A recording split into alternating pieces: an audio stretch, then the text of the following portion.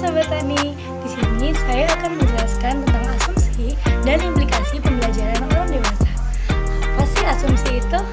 Asumsi adalah dugaan yang diterima sebagai dasar dan sebagai landasan berpikir karena dianggap benar. Asumsi biasanya berupa dugaan, pikiran, prediksi, ataupun ramalan. Asumsi dapat diartikan sebagai pendapat seseorang yang masih belum diketahui kebenarannya. Lalu, apa sih implikasi? Implikasi adalah suatu konsekuensi atau akibat langsung dari hasil penemuan suatu penelitian ilmiah.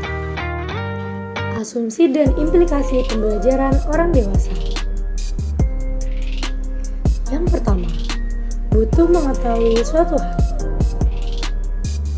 Orang dewasa sangat membutuhkan pengetahuan dan wawasan untuk dijadikan bekal dalam melaksanakan suatu kegiatan.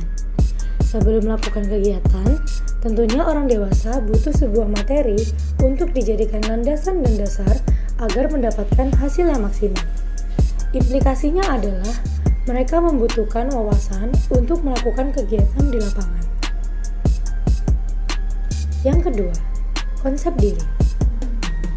Orang dewasa ingin dihargai khususnya dalam pengambilan keputusan. Implikasinya adalah orang dewasa memiliki kesadaran dalam diri untuk terus belajar dan berpendapat. Yang ketiga, pengalaman. Tentunya orang dewasa kaya akan sebuah pengalaman. Dalam melakukan kegiatan, orang dewasa cenderung mengambil pengalaman dari kegiatan yang ia lakukan sebelumnya. Implikasi dari asumsi ini adalah orang dewasa dapat bertukar pengalaman dan pengetahuan di saat proses pembelajaran. Yang keempat, kesiapan untuk belajar, yaitu siap untuk menerima materi yang dipelajari baik secara mental maupun secara fisik. Implikasi dari asumsi ini adalah urutan kurikulum dalam proses belajar orang dewasa disusun berdasarkan tugas perkembangannya dan bukan disusun berdasarkan urutan logika mata pelajaran atau berdasarkan kebutuhan kelembagaan. Adanya konsep mengenai tugas-tugas perkembangan orang dewasa akan memberikan petunjuk dalam belajar secara kelompok. Yang kelima, orientasi terhadap belajar. Orientasi pada orang dewasa berupa hal-hal yang dapat diterapkan secara cepat dan langsung pada kehidupan sehari-hari. Mereka menginginkan pembelajaran yang membantu dalam memecahkan masalah dan pengambilan keputusan. Orang dewasa membutuhkan pembelajaran yang bersifat praktis dan nyata.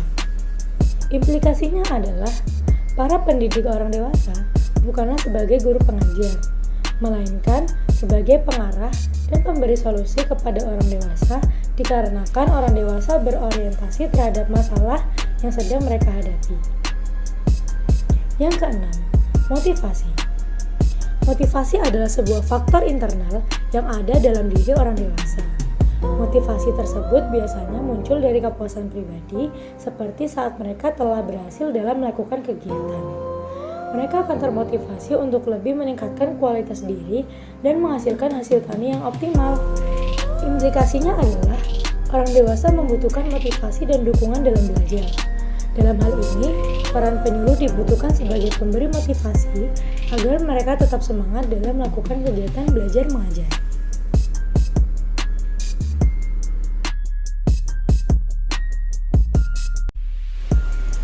Lalu, bagaimana suasana belajar yang mendukung bagi orang dewasa? Pertama, kumpulan manusia aktif. Proses belajar akan lebih kondusif apabila tidak didominasi oleh pendidik, melainkan juga ada partisipasi peserta didik. Pendidik beranggapan bahwa orang dewasa mampu menemukan alternatif pemecahan masalah sendiri. Yang kedua, suasana saling hormat-menghormati. Orang dewasa saling menghargai dan menghormati adanya perbedaan pendapat. Orang dewasa senang apabila diberi kesempatan untuk menyampaikan pendapat. Yang ketiga, suasana saling menghargai. Segala pendapat, gagasan, dan perasaan orang dewasa perlu dihargai. Apabila tidak saling menghargai, akan berakibat pada perilaku orang dewasa yang tidak ingin lagi belajar. Yang keempat, suasana saling percaya.